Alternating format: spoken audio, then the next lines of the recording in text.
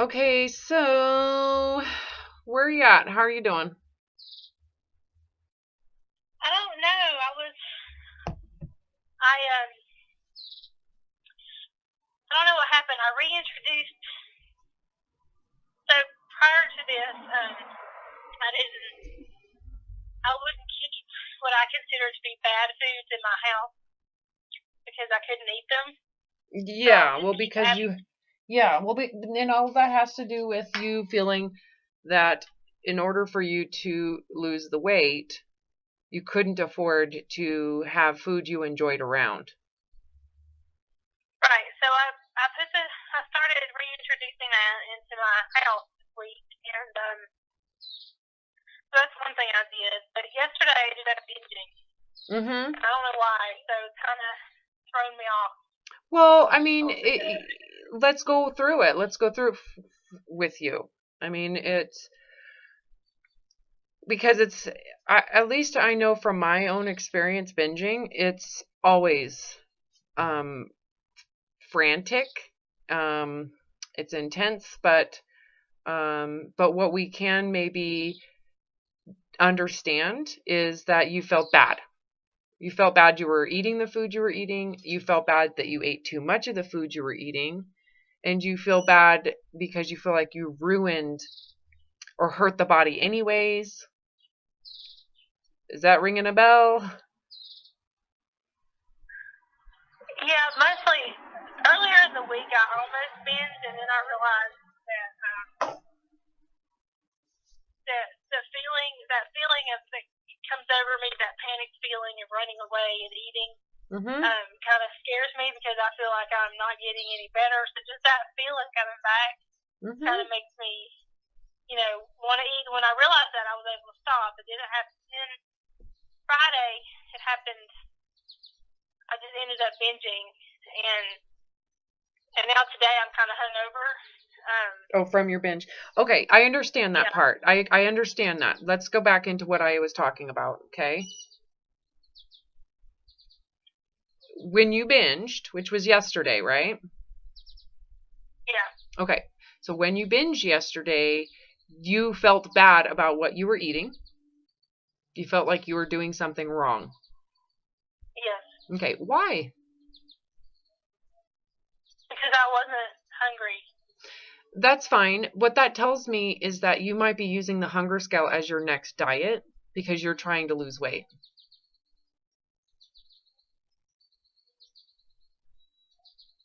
So it's okay to eat when I'm not hungry. No, it's not okay to use the hunger scale as a form of dieting.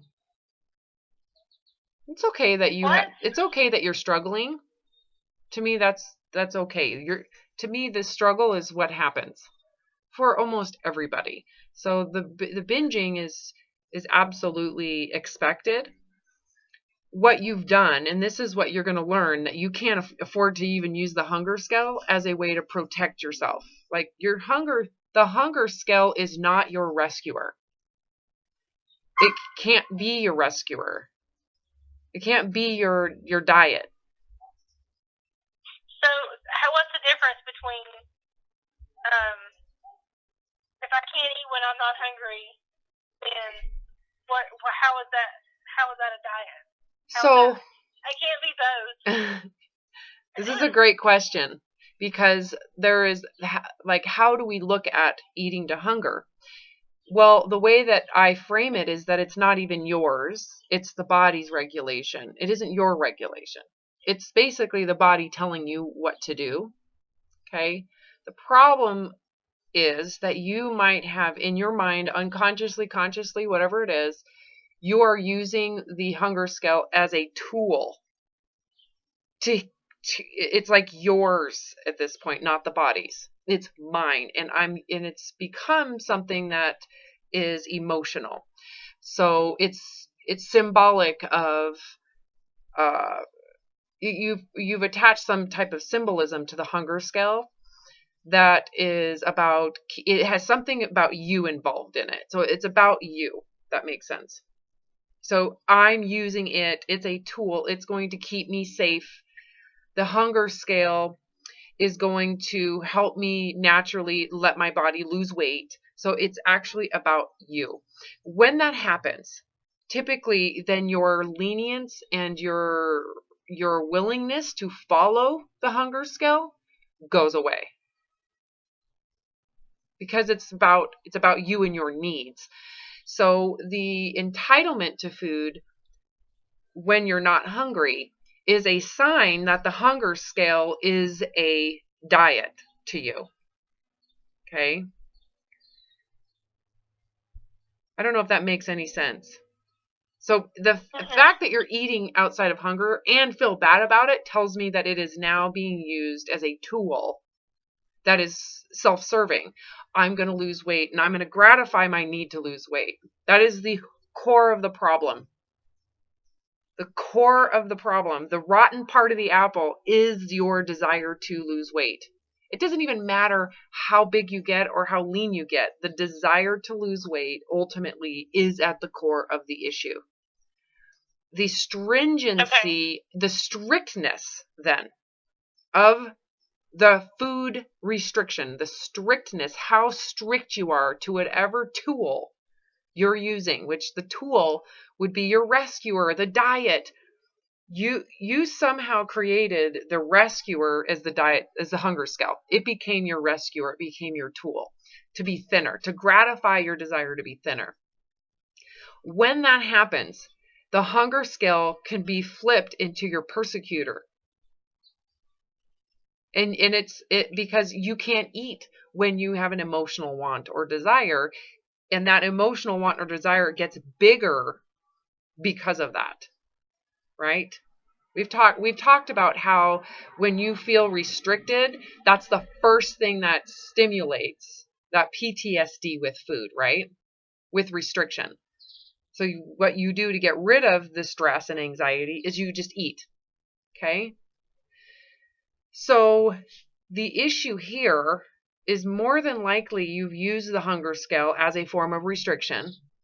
And it's also relatively restricting based on some emotional victimization that you're having at the time. And then the idea that I'm going to follow the hunger scale and this is going to be easy and I'll lose weight, the sense of failure you have comes from the illusion of that grandeur of I'm going to eat to hunger and I'm going to lose weight and it's going to be easy and I'm going to be healed and I'm not going to binge anymore. There's a fantasy involved in that. Would you agree?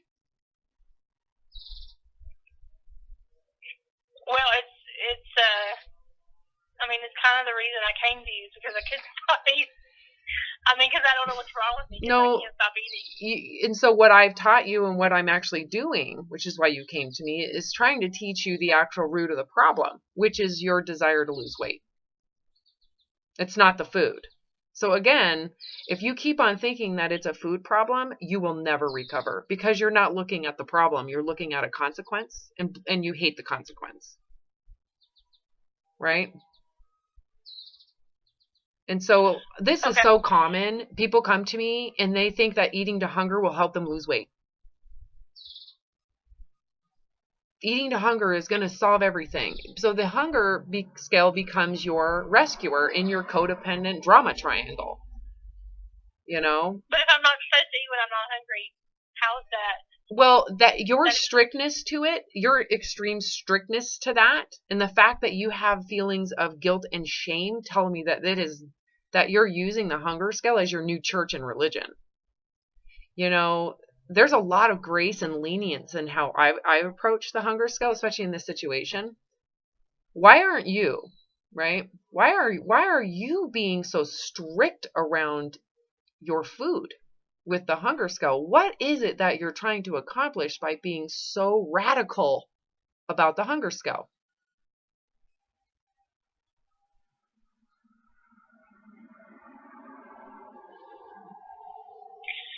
Oh, Lord, I don't know. Right? Because what I would say to you is, why are you feeling so bad about something so stupid? Yeah, you ate something when you weren't hungry. Are you a failure? Does that mean you're a terrible human being? No. Is that worthy of shame? No. No. Who brought that to the table? Because that's where the binge began. Was that my instruction, or was that your issues with body image talking? It was my standard of Strictness. if I eat. Yeah. And why are you My so standard goddamn? of that. Why are you so strict? What is promoting the insane strictness, the radical strictness to this?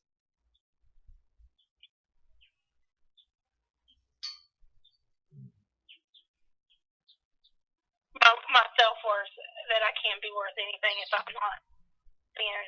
Oh, there it is. There you go. Ah! Shit. I know. Ah! It's What am I so. going to do when I can't afford you anymore? I know, right? Like, if you keep on doing what you're doing, you're gonna die. You're going to be what you're afraid of. You're creating it. You're the cause. You're the one Okay, that's. I get it. Yeah, I'm like, so the hunger scale has become your bitch.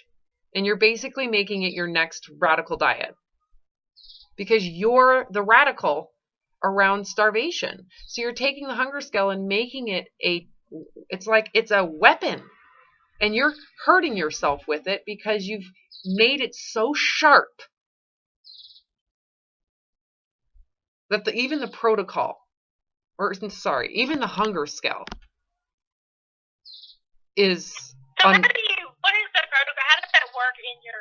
I don't want to talk. I I don't want to talk about it. That's a waste of our time right now. Like, you're not a good candidate. Nowhere close. So let's not even talk about it. It's just a waste of our time today to bring up the protocol. I don't know why I said that. I was just thinking it. You can't manage the hunger scale. Why even bring up the protocol? Right? Imagine putting you on a 500 calorie protocol right now. How's that going to feel? How's that feel? Well, I didn't mean. I didn't mean put me on it. I just don't understand how that fits into your. Well, it fits in for people. It fits in for people, okay, who have embraced their fatness to where they literally would sign a contract saying, I am willing and committed to forever being obese. If that means I am free from the psychological torment of having to run constantly away from dieting, and I do that by feasting, I'm done, right? I'd rather just stay fat and be free from having all of that PTSD, right? And then once they're there and their relationship with food calms and they don't care whether they're fat or thin or anything in between. To them, it is useless information. It's useless detail. There's no value in how much fat or how little fat they have. At that point, if they have a body that has the consequences of years of chasing thinnerness and running away from dieting, which is what you're doing, and they are good candidates physiologically, it allows their body to go into a form of hibernation. But in order for it to be a good, for you to be a good candidate, your brain has to be out of it. Like, you can't be a victim in any way to food deprivation. And it's relative food deprivation, right? Because if you're not hungry and you feel deprived, that's psychological. Like, your victimization around not eating when you're hungry, or not eating when you're, or eat the victimization of not being hungry when you want to eat, you got to resolve all that first, right? So the process is the ultimate recovery. It is the ultimate, complete and total transformation of the mind. And then the protocol becomes a physical thing that if it works, great. If it doesn't, it doesn't matter. It's irrelevant. But it may provide some relevance in terms of recovering the adrenals. It's like a medical protocol that may or may not work, right? Whereas when people have all this psychological baggage around thinnerness, it's a weapon. It's a terrible weapon. So, your binge eating will get so much worse. You think it's bad? I mean, I want you to imagine binging 5 times a day. 8 times a day. How would that feel? 8 times a day. Yeah, I got it. I was just trying to understand where that came, because you're so anti-diet, and I was trying to figure out. Well, the protocol isn't a diet. That's not a diet. You can make it one. The diet industry has prostituted it as one. But with this approach, it's like a kidney transplant. Is that a diet? No. Okay, that's what this is. It's like it's like a adrenal situation. It's like an endocrine protocol. So if you want to make it about weight loss, now it's a diet. So do you see why in order to do it, the person who is doing it needs to be completely detached from the physical outcome of weight loss or weight gain? Yeah, I do. Okay. So the goal in my mind is that I would love to prepare you to be a great candidate for it, because you physically, your body could handle a very long, you know, what it is. It's a, oh my God, I'm leaving my brain. Hibernation. Your body could handle hibernation. Don't you agree? I guess so. Yeah. Remember when we first met and I was like, you could probably be put in a coma and your body would heal itself. If we could put you unconscious, so we get you out of it, the body will lose the fat rapidly. Okay. Makes sense? So we have to get you to where weight is irrelevant in your life. You can handle the morbid obesity. You're wrapping yourself around it, because that's what you have to do. Doesn't serve you to not accept it, because if you don't accept this, what's happening as you're not accepting it? What is happening as you continue to not understand it now? I understand now what happened. Yeah, so in essence, I'm trying to get you to get out of the situation. You're not helping this situation, right? Yeah, I just didn't realize I was doing that again. It's amazing how my mind just attacks me. Well, I have to say that I guess when someone has when they're in this process of recovery, you can see that if you hold yourself to an expectation of full recovery before you've actually gone through the recovery process, can you see why this would feel really depressing? Well, it doesn't now, but it did before I started talking to you. I didn't understand what happened. Well, do you see now that because you're not really grasping it, that you're absolutely going to relapse in terms of your insane behavior with food? I'm doing the best I can. Yeah, exactly. And as you become more aware, you're going to notice that it's less impulsive, that it's actually a choice, that it isn't just, I feel this way, I do that. I suck. You're going to pause.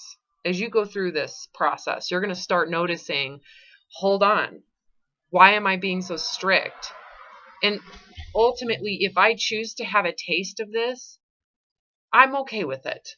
Because if I just give myself a taste and be okay with it, I'm more likely or less likely to binge. If I have to feel bad about this, what's going to happen? I'm just going to eat more. Yeah. So that's I'm judging myself. Yeah, so that's something you're learning. You have to learn that in this process of recovery, learn that strictness and radicalism, making the way we're eating sharp like a sword, isn't going to work. So and I do that with everything, not just my food. I do that with everything. Yeah, well, that's all a symptom of someone that is in a deep, lower state of survival consciousness, right? That you're overreaching with everything. Everything has to be perfect, But how much of that has to do with how deeply ashamed you are of your body? Yeah, a lot. Okay, so how are we? It started with I was having some anxiety around it started with anxiety around. I had to pay someone to clean my house, or I have to. I chose to, and I can't afford it, but I can't. I'm in so much pain that I can't clean my house, so I paid someone, and I can't afford it. And then I went to a Toastmasters class because I've been telling my coworker and my boss for months that I would go so I could improve my public speaking skills. Well, that just draws out all of my insecurities about my weight, and so I got there and then I left and I went to the restaurant with the Philly, that has the Philly cheesesteak, and I bought one and I just started eating it, and I got cake and I ate the cake because it was just I was just feeling all of those bad feelings about, and just fear about how I'm going to take care of myself if I keep gaining weight, and then the anxiety around how I looked, and then what happened? And what happened to your food consumption? And I binged. So that makes perfect sense because I'm still judging myself. I'm still judging myself on and depending on this fantasy of being thinner, being gonna make my life better. And well, what if in reality I could go to the just because I get thinner and healthier doesn't mean I'm not gonna have financial problems or that I'm gonna be well liked by people. Yeah. Well, maybe what needs to happen is you need to grieve thinnerness from your life forever, because that idea of being thinner, don't you agree that's what sets you up to feel bad about your existing life? Worse about it. Yeah. And that because it was what gave me hope before, this thought of, when I'm thinner, a lot of my problems will be resolved. So that gave me hope. That was my hope. Yeah, well, that hope is actually causing a lot of damage. So is it worthy of hope when it actually, you're chasing something that causes significant amounts of post-traumatic stress around food, around deprivation? Because that hope so where do I get my hope from? Like, where do I transfer that? You How need do to I transfer that? I wouldn't transfer that shit anywhere, because that hope is coming from a terrible place. You need to live in your existing life. Stop hoping for anything. Hope to me, from the state that you're in, it's coming from a place of victimization.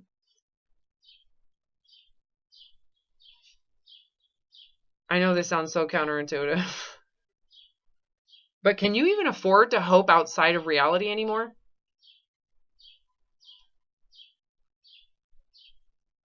In your sense of hope, there is a fantasy that is so unrealistic.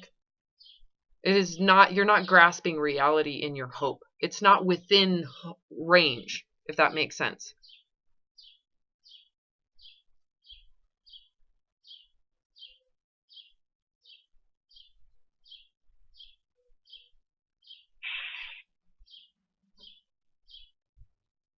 So question why. I guess I just don't know what to do with all this anxiety that I have. Well, the anxiety would disappear.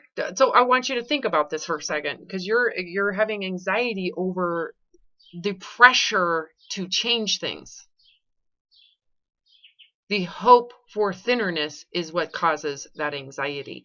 What if I were to come to you, imagine I was a doctor, and we're like, you know what, you now have a metabolic cancer. There's nothing we can do about it. It is caused from the pressure to be thinner. It is called thinner cancer, okay? And it creates this problem in the brain where all you do is want to eat, okay? So if you want to survive, you have to stop wanting to be thinner, and you have to relax around your food. You will never be thinner. Maybe simplify this visualization. What if I'm a genie, and I could give you one snapshot into your future, okay?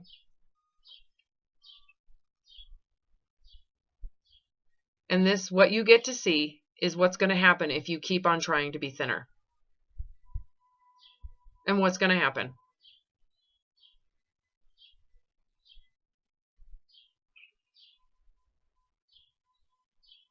I'm going to continue to not be thinner. You're going to get a lot bigger. Mm-hmm.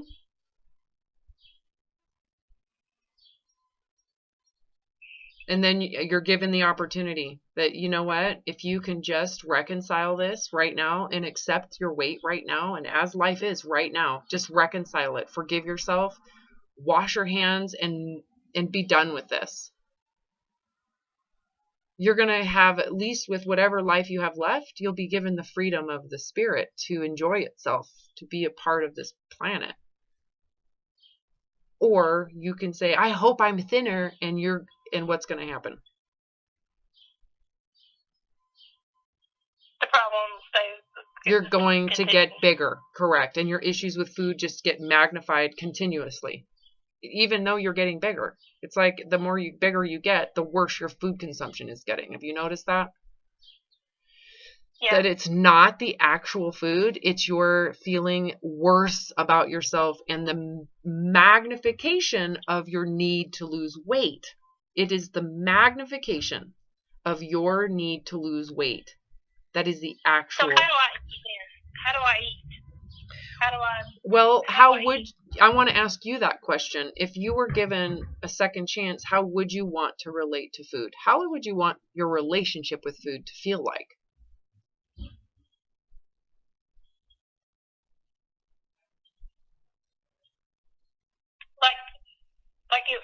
Like the food that I ate would be good for me and it wouldn't hurt me.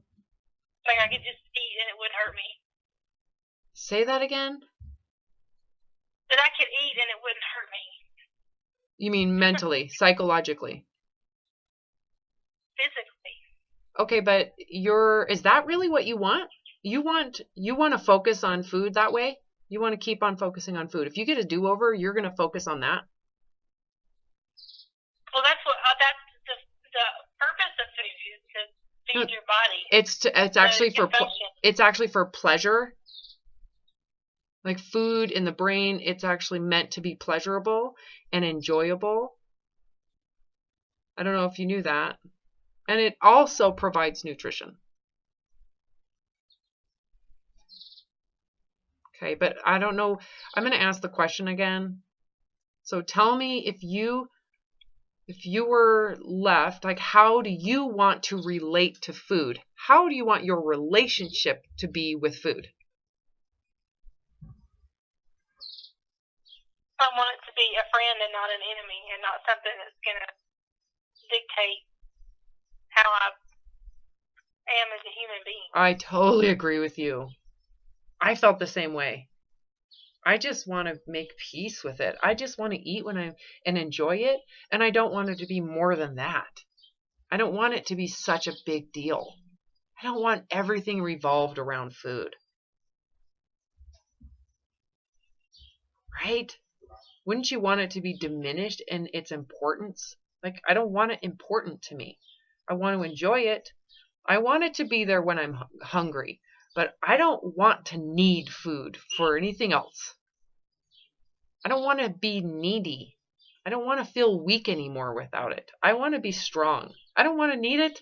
I don't want to care about it. Does that sound good to you? Yeah. So how do you do that?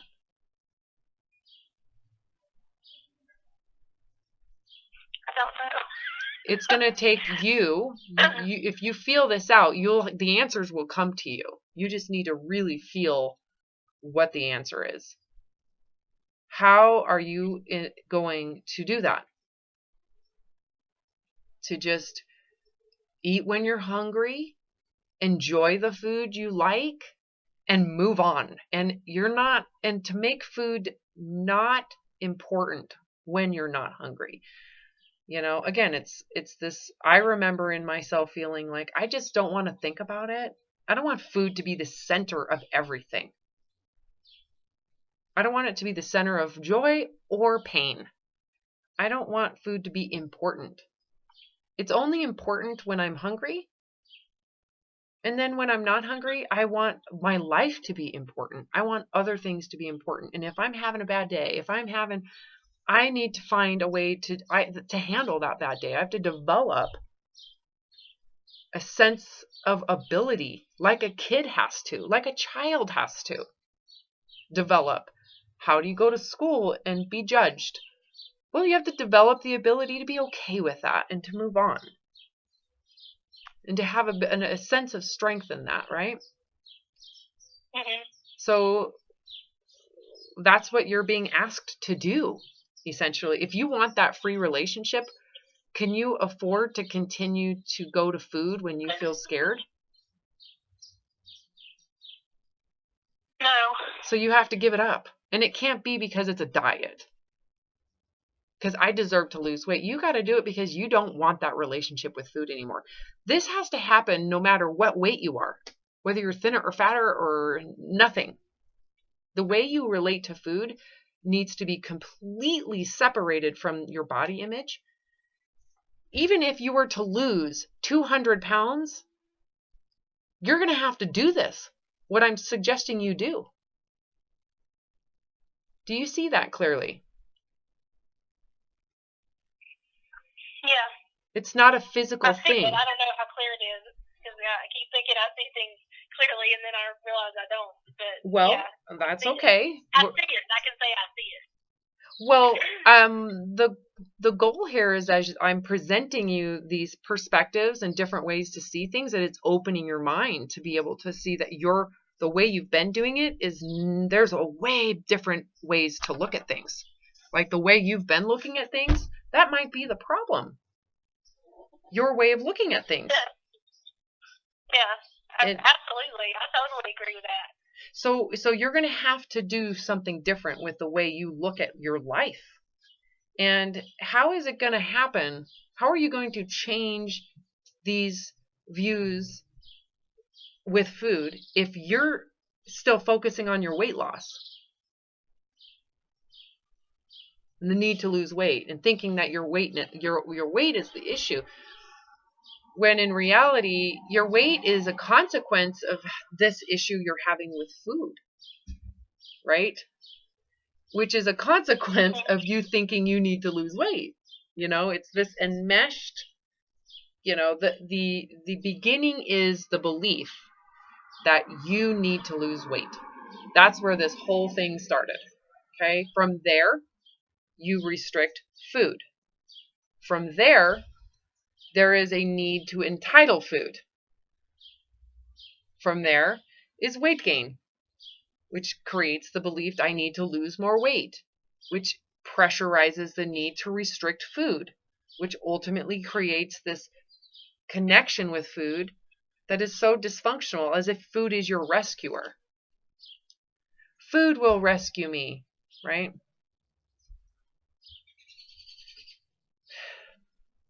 That's absolutely right. I mean, I totally thought dieting, the food that I ate would keep me healthy, and being at a goal weight would make me happy. No, because even if that was perpetuated by the 12-step program I was in. And so now it's like I have to just completely redo everything. Mm-hmm. And we have to look at the world completely differently.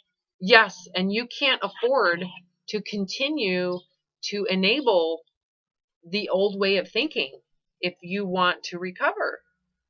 If you want your life to be given any recovery from this at this point, you're going to have to reconcile what's happened up until this point. Do you know what I mean by that? You have to cut your losses. You got to be okay with it. Otherwise, you are going to continue to do what you've been doing. Even with the guidance I'm giving you and the clear, directive I'm giving you, if you're not willing to cut your losses and accept what has happened up until this point and just forgive it, you're bringing that to this process. And is this process going to work?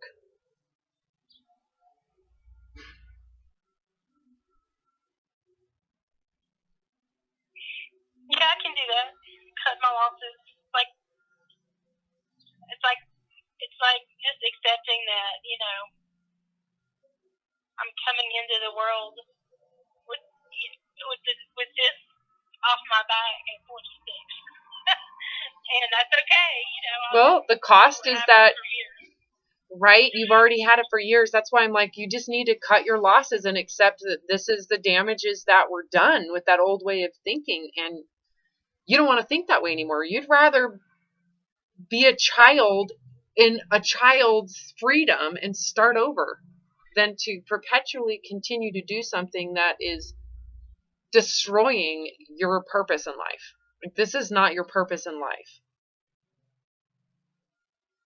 I want you to ask yourself that question. I want you to really ask that question. Is this what your life was supposed to be about?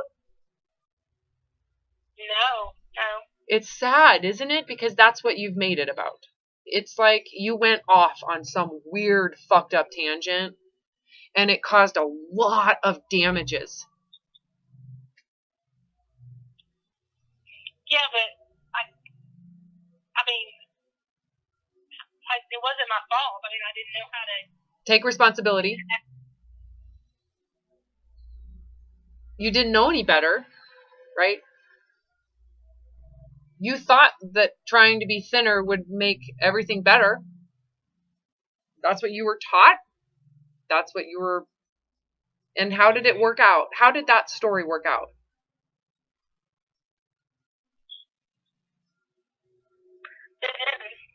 Mm-mm. It didn't. But no, but you're the only person that I've ever met that's ever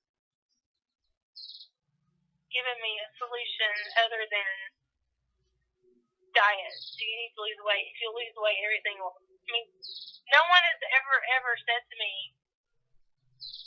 I mean, I've had people say, don't deprive yourself.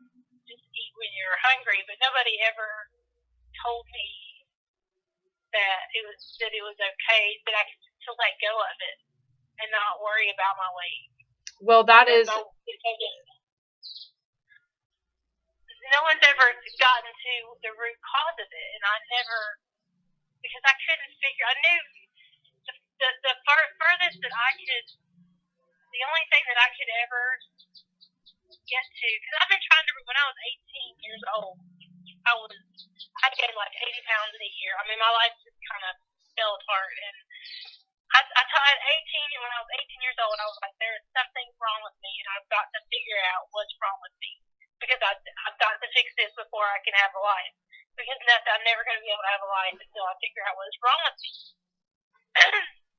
And when I was 38, after I'd been in FA for a while, I realized that the problem had to do with my thinking. But that's as far as I could get. And I've been looking for a solution since that time. And I've been looking for a solution all that time, but the best I could do on my own was get to the thinking. I have a thinking problem, and I couldn't get past that because I couldn't outthink myself. I couldn't get out of my own head. Well, I couldn't become objective, Mm-hmm. So I can't. Yeah, I can take responsibility, but honestly, I can't say that. I didn't want to get better, or I didn't. I did. This is my fault because even though my thinking this may be my responsibility, but I'm not going to say it's my fault because I didn't. It may be the cause, but it's just it doesn't do me any good to blame myself for this happening, or to blame anybody else. It would be easy to blame other people, right? That's easy, but that makes you a victim, doesn't it? Well, isn't that saying you have PTSD kind of making yourself a victim? Yeah. Why would you do that? That's not going to go anywhere because it's their fault. And when you blame other people, that means that other people are now responsible for what's happened to you. And in order for what's happened to you to get better, they are the ones that have to change because they are the cause. So the blame on anybody else is actually it's keeping you where you're at. And so the self-responsibility is in what you basically just said, which I thought was so on point, by the way. What you just described is so on point. That you knew there was something wrong and you reached out to get help. You wanted to get better, but you never questioned the desire to lose weight as the cause The belief that being fat is worthy of shame. You never questioned that, did you? And neither has anybody else. And so where the forgiveness comes in terms of like, there's no blame, because everybody in this situation, the 12-step program with Overeaters Anonymous, the whole abstinence thing, the whole thing is based on trying to lose weight. No one sees it. It's not like they're bad people. It's not like that program is trying to make you binge eat. You know, they're not trying to, is anybody really aware of what's going on inside that paradigm? Well, the one that I went to was Food Addicts in Recovery Anonymous, which is a spin-off. It's a lot more extreme and radical, which is funny because okay, yeah, but you believed that it was a food issue. You truly believed, and have believed probably up until now, or may continue to believe, it's a food problem. I have food issues. That it's the food that's bad. I'm blaming the food, right? But is it really the food? Or is it how your relationship with food has magnified because of this insatiable need and pressure to lose weight that requires restriction?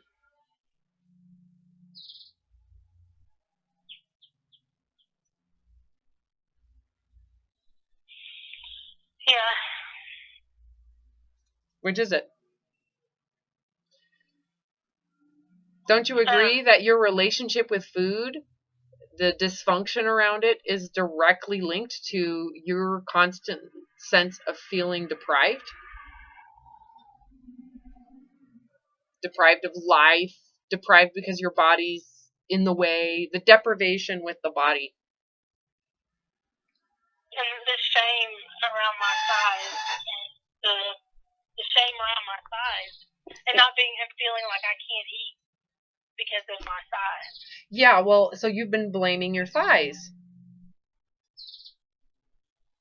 No one's ever said that. Myself for eating. Say that again? And myself for eating. Because of the thighs. Yeah. Right, but no one's ever said that maybe you should stop blaming your thighs. No, they've always said you've got to lose weight or you're gonna die. Yeah. But has That's what everybody said. Yeah, well, and that's what my doctor just said to me the last time I went to the doctor. Your heart can't take this. If you don't lose weight, you're gonna die. Are you working with a nutritionist? Well, and I understand that, right? That's understandable. That's obvious, isn't that? Like, Ray, you're so, oh my God, genius for you to point that out. It's kind of like saying your liver is going to explode if you keep on drinking. Duh. Why is that so surprising? But what aren't they saying that really needs to be heard, which is you're going to have to deal with your insecurity. You're going to have to develop a sense of ability. You can't use a rescuer anymore. If you keep on going to some outside rescuer, you're continually being enabled weak and incapable of life. So that that weakness you feel and the inability you feel has to be able to function. You got to use that weakness and that inability, because if you continue to use your crutch, this is going to the consequences of you using food this way is going to continue. Meaning you're going to continue to get bigger. If you continue to use and the crazy thing is, why do you feel so weak and incapable? Oh, well, it's because I have a fat body I feel so defined by. It's the body image that you feel so bad about that is ultimately the cause of your insecurity and sense of inadequacy.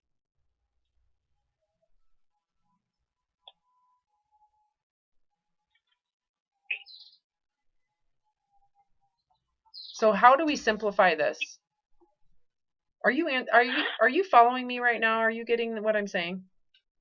Yeah, I'm starting to get tired, but I'm following you. Okay, well, what needs to happen if you need to recover?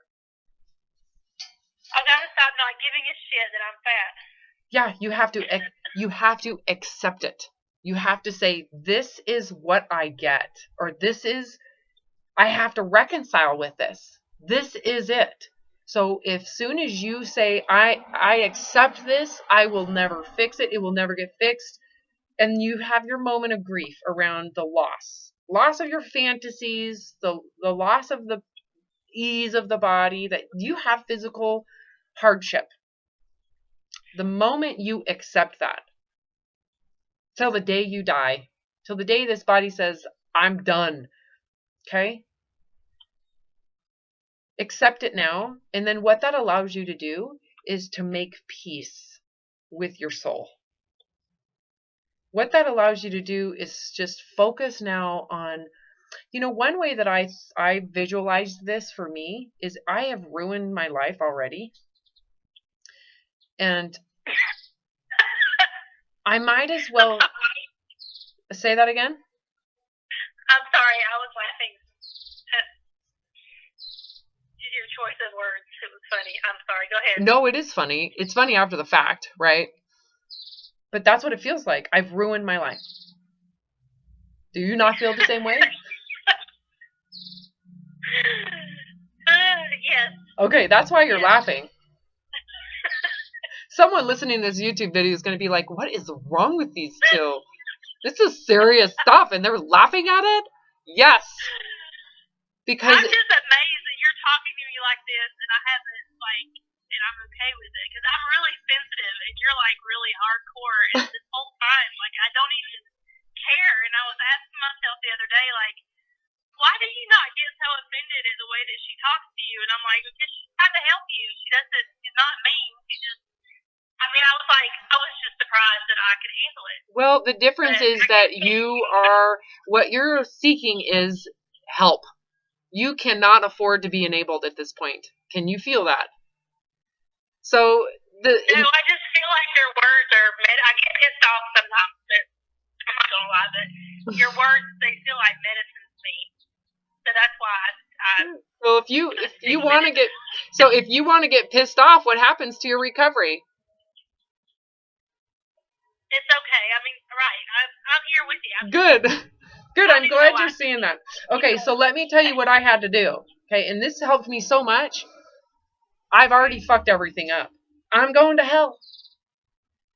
So I'm starting over, and I'm going to use the rest of this lifetime to really practice, to try a totally different way to do it, because I've got whatever amount of time this body has to really figure it out. So I'm going to just take what I've done for the past 20 years and I'm burning it. It's fucked up. I would never do it that way again. I'm not going to commit suicide over it anymore. I'd rather just try again. This time, I don't care about my weight. This time, the body's on its own. I don't even care. Even if I'm a paraplegic, even if I'm 500 pounds, you know what? I will work. I would rather take this next life to focus on life than the body, period. And my relationship with food, separate from that, needs to just be when I'm hungry and pleasurable and I'm done. Because I want my mind and my life, I don't want it hijacked and held hostage to food anymore. And I'm not going to be held captive by my incessant fear of gaining weight. So fuck it. I'd rather gain weight, and I'd rather have a very shallow relationship with food. I don't want either of those two anymore, because basically my relationship with thinnerness and my relationship with food really messed everything up. I would never do it again. It's an equation for failure. I failed. I'm done. And I'm going to take the rest of my life to try a different way. So I'm starting this over as if I'm brand new at it. And I don't know how many years I have. So maybe that's what you have to do, is say, you know what? I'm done. Done. I'm not going to dedicate any more ounce of this life to feeling bad about my weight. Period.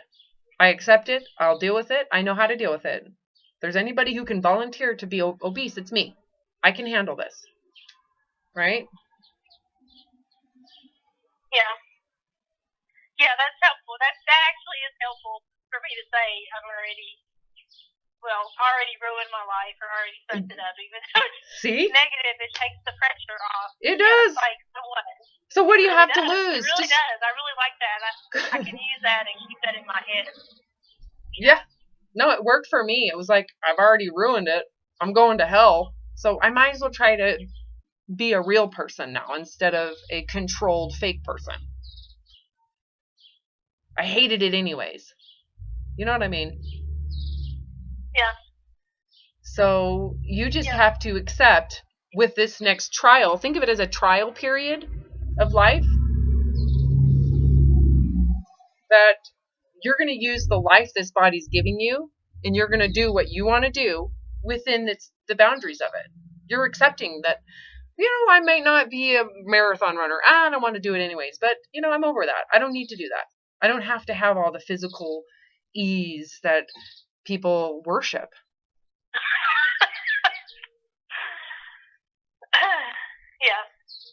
Yeah.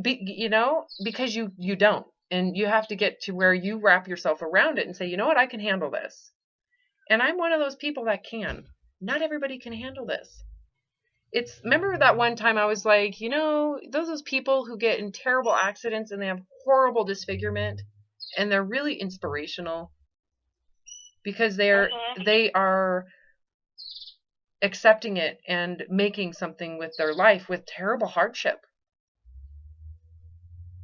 Yeah. Okay.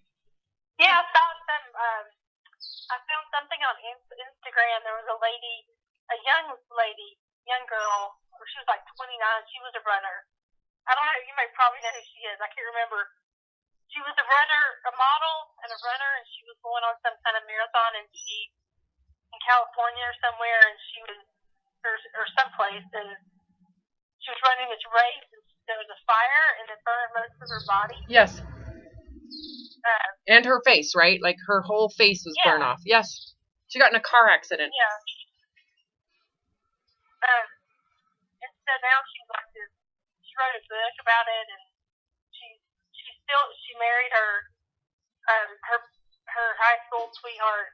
I guess they stayed together, and she got married and had a baby. But she was a model, so she couldn't model anymore. But she does other things now, and she's an activist. And anyway, but she didn't let it stop her. She just kept going. Yeah. Well, this is what has happened. You've let this stop you. Yeah. And what I'm saying is, don't let it stop you anymore. You can handle this. You've been living in this. You understand it, and you're so capable of it. Again, not everybody can handle this. So once you say, you know what, if this is what I have to do to just start over, I've already fucked it up, I've already ruined it, I want to start over. I want a total redo. I want to practice before I die, and if I reincarnate, I'm going to know what to do or know better. I won't make the same mistake, right? If given another chance, who knows, right? Right. You don't have to keep on doing what you've been doing. You've put everything on hold, and you've gotten bigger and bigger and bigger, and food has become even more and more and more important to you. So by abandoning this past life and starting new, the only way for you to do that is to say, if I were to start new, I can't afford to try to fix the body first. Because if you have to fix your body first, that means that your relationship with food is going to continue to be terrible. It's going to be a poisonous relationship. And don't you agree that if you want your life to start over, do you want your relationship with food to be this radical and poisonous? No. So the only way for you to get a blank slate with food is to accept your weight, accept it, and so that you don't have any pressure. You have no pressure. And you've completely accepted it as it is. Yeah. Once you've done that, that's great. That's awesome. That's the answer. I know. It is the answer. What happens once you say, you know what? This is the body I'm going to be in for the rest of its life. I'm done. I can accept this. What happens to your attention?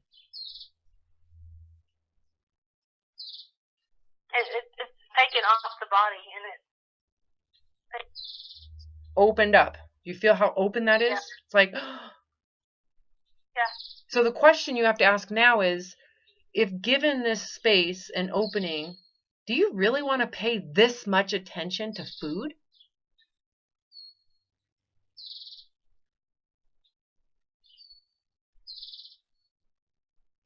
Not as it was. It's supposed to be pleasurable. I mean, not as it relates to my body and my self-worth, no. Well, okay, I'm going to start over. You're correct. That's true. If we black out your weight from being fixable, it's not going to be fixed. You don't have to fix it. It's going to be this way forever. It's permanently. You're allowing it to be there. There's no pressure, right? That goes away. Agreed? Agreed. And now, because you don't have to pay attention to it, you don't have the workload of fixing it, all of that anxiety is removed. What happens then is your attention gets opened. There's an opening in this space of just like, I have like infinite things I can think about in my life now. So the next question you have to ask yourself is, would you voluntarily want your relationship with food to be so needy by choice? No. Right? No, I mean, it would be, I would probably be, more creative. I wouldn't be afraid of it, and I would,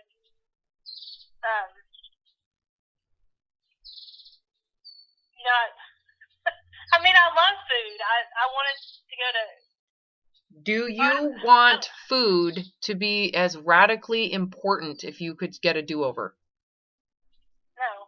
That's pretty simple, that answer, isn't it? Yes. Hell no. I would not want it to be so important in my life. I would diminish its importance by 99%. Because if it remains as important as you've made it, do you really get the freedom you're looking for? No. Mm-mm. So when you're there, what happens next? Does it feel scary? Well,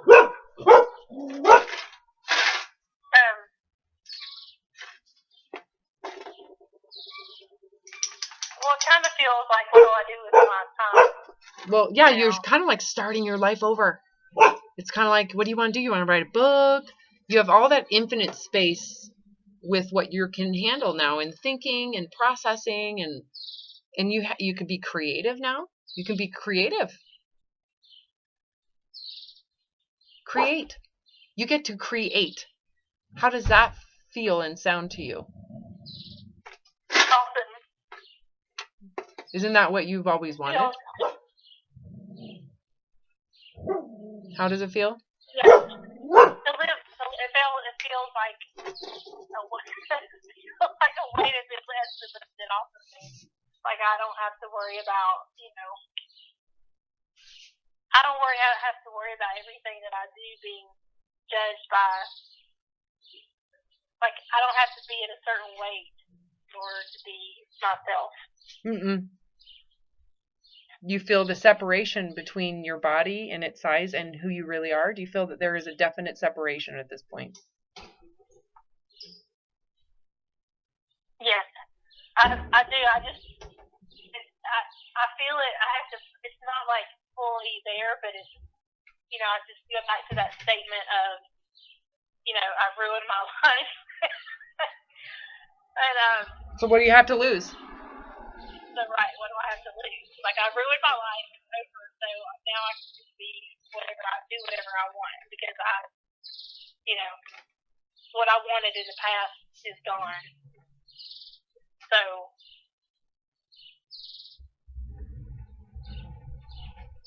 now I can just do whatever I want because I'm still here. Mm-hmm. And you have all the time you have left, whatever that time is. You've got a lot of shit to accomplish. Well, first I have to figure out what I want, because, it's kind of like, I don't really know what I want, because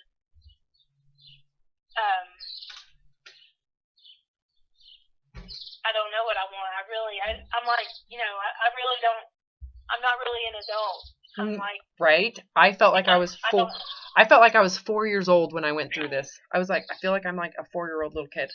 I don't even know what my favorite color is. I don't even know what I really like. So you're right. It's like starting over. It's like born again right here. And you get to keep your wisdom, which is the coolest part about this process. Is it's like, think of all the things that you would change immediately because you've already failed. You might as well just stop. You failed. You know, you've already ruined your life, so let's just start over. You have nothing to lose at this point. Put your body weight on, just get rid of it. Who cares? Work with what you can. You can handle this, but think of all of the magic you can create spiritually and mentally, and right? And then from there, once you're free from that having to fix your weight in your gut, you're done. It's over. You did it. You go into, well, I don't want food to be that big of a deal, so I'm done using food for that reason. So the first few days is going to feel a little overwhelming. Hold on a second. I'm moving. Hold on.